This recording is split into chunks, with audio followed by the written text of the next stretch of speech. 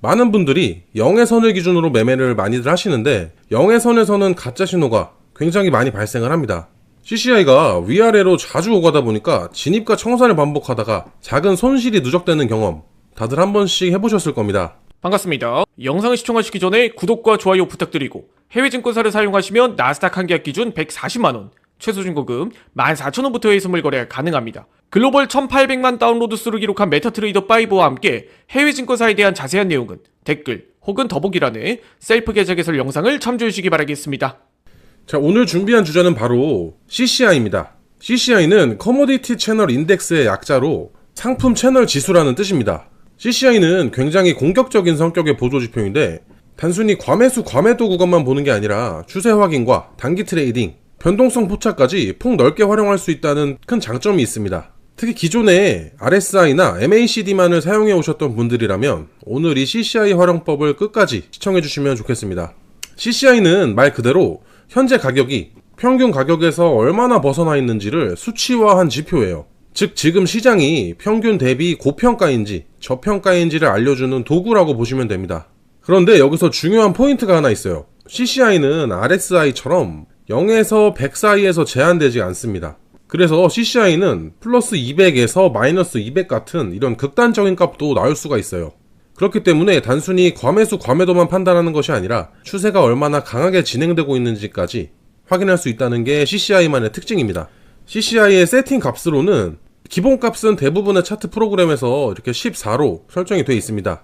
이 기간은 그대로 사용을 하시면 돼요.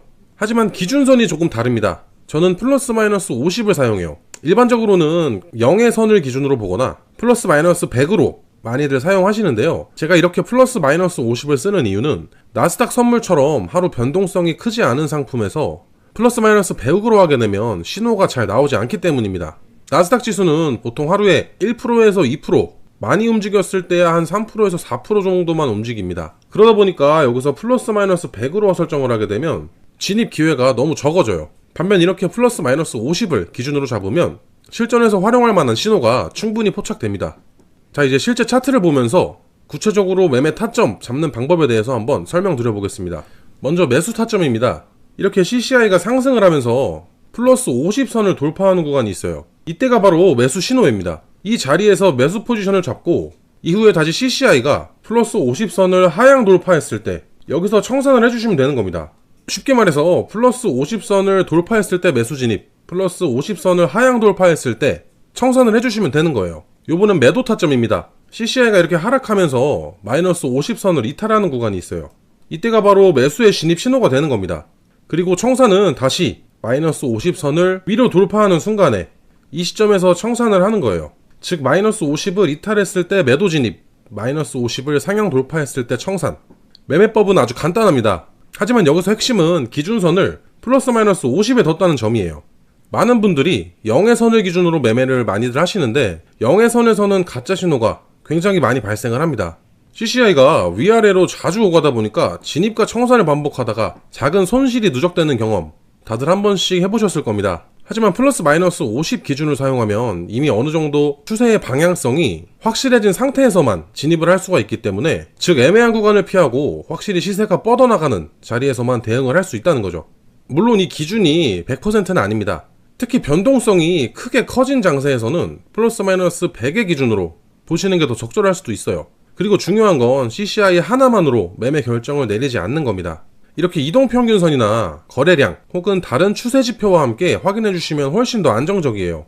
즉 CCI는 진입과 청산 타이밍을 잡아주는 보조 지표로 쓰는 게 가장 이상적입니다. 자, 정리해 보겠습니다. CCI는 단순한 과매수 과매도 지표가 아니라 현재 가격이 평균 대비해서 얼마나 벗어나 있는지를 보여주는 강력한 도구. 특히 이 플러스 마이너스 50의 선을 기준으로 활용을 하면 가짜 신호에 흔들리지 않고 확실한 자리에서만 진입을 할 수가 있어요. 처음에 낯설어 보일 수 있지만 실제 차트에서 몇 번만 연습해 보셔도 금방 익숙해지실 겁니다. CCI는 단순하지만 강력한 무기이기 때문에 오늘 이 영상 기억해 두셨다가 다음 매매에 바로 활용해 보시기 바라겠습니다. 오늘 영상은 여기서 마무리 짓도록 하겠습니다. 영상을 보시고 궁금한 점이 있으시면 댓글로 언제든 질문 남겨주시고 해외 증권사 계좌 개설이나 메타트레이더 관련 문의는 아래 더보기란의 고객센터를 참고해주세요. 직접 셀프로 개설을 해보고 싶으신 분들은 더보기란에 있는 셀프 계좌 개설 영상을 시청해주시기 바랍니다. 지금까지 시청해주셔서 감사합니다.